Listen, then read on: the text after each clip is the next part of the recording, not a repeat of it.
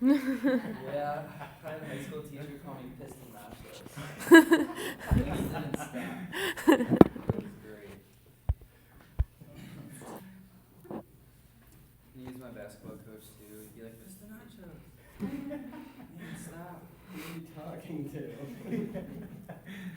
Alright. I know you're ready. Alright. So, I've spent a year and a half at the New Tribes Bible Institute, and I would say the biggest thing that I've learned is humility.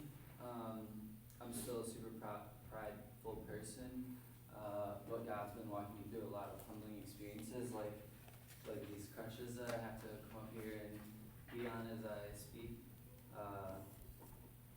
I came into New Tribes pretty proud. I came out of a Baptist college where they were giving me plenty of opportunities to preach in front of like big groups of people and like churches and stuff.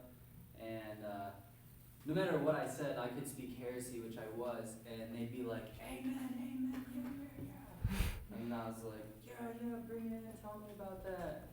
And everyone was like, "You're just gonna be the best pastor, you're be the best missionary, like whatever you want to do, like you're gonna be the best." And so I came to New Tribes like, "What's up? Like I'm the best," kind of deal. And by the end of my first year, I felt the same way. I had gotten really good grades, and I felt like I was loving people, and I was growing in my relationship with Sam. So the time STP letters came around, I was like, "Dude, where's mine? Like, let's get this started right now." And Sam got one, and then my best friend Robert got one, and then his girlfriend Bailey got one. So here I am, like every single time I pass the mailboxes, I'm like, okay, not yet. Oh, okay, they're just waiting to give me mine. And this is serious. I'm not joking about that. And I didn't get one, and I was pretty bummed. I went to Josh Matthew, and I was like, "Did you make a mistake or something? Like, obviously I'm the next RA of the college. Like, did you not look at me all year?" And so I sit down, and Brian's there, and Keith's there as well. And I was like, "Okay, seriously, I'd really like to know what you guys saw in me that, like, I wasn't, like, SDP material." And it was actually Brian, and he was like, "Hey, dude, I just want to let you know I see in you what I saw in myself, and you have a problem with teachability. Your ability to objectively come at truth is lacking. You hold on to what you believe so hard, and you're unwilling to look at it from a different perspective." And so I sat down about that and thought about it and met with people over the summer and was really working on that. And what I found was that actually just rooted down into pride. And it was really then that I started to realize the big head that I had created. And I had such a high view of myself that when somebody told me that I wasn't good enough for what I thought that I was a shoo-in for, it hurt, like, really bad. And so when everyone was leaving to that STP, like, camping trip or whatever you guys did, I hadn't seen Sam for like 2 or 3 weeks or so because she was working at a kids camp, and I came to visit her just to like see her off. And seeing like the best of the best from the school, like quotation marks, but I felt so embarrassed like that I wasn't chosen to be a part of that group, and I felt like hurt and like sad, and I just felt left out. And that night when I was spending time with God, I was confessing all of that with him, like writing, and I was like, "God, like, you gotta help me, dude, because I'm just bitter. I'm just so bitter. Like, I don't even want to pray for these people. Like, I'm just upset."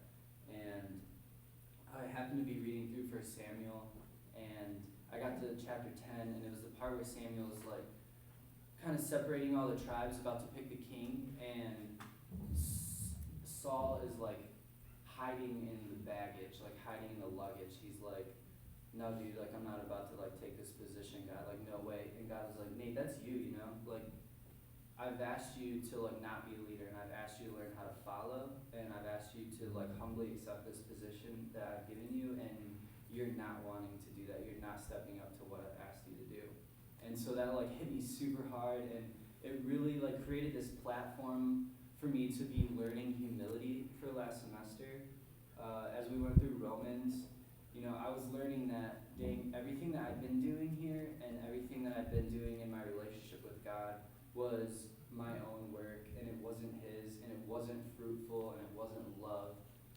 Sure, it was like loving once in a while, but my overall motive was to really make myself look better and make myself feel better about myself, and I got worth and value out of my pride.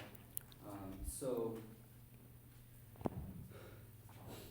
at first I was pretty bummed about not making STP. I thought that I was gonna like miss out on all the sweet teaching that everyone's learning, but I realized that God had a different route for me, and it was a path of humility. And not only did I miss STP, but I had like a major surgery in July, and I came in here on crutches last semester, and then I come in on crutches this semester, and just a lot of different experiences that God is like, hey man, I need you to be needy before I ask you to lead anyone.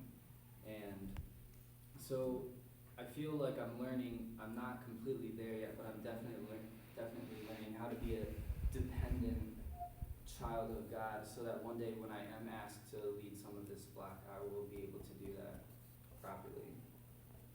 Humility hurts, but I'm super grateful that we have a God who loves us enough to walk through us with that and feel that way.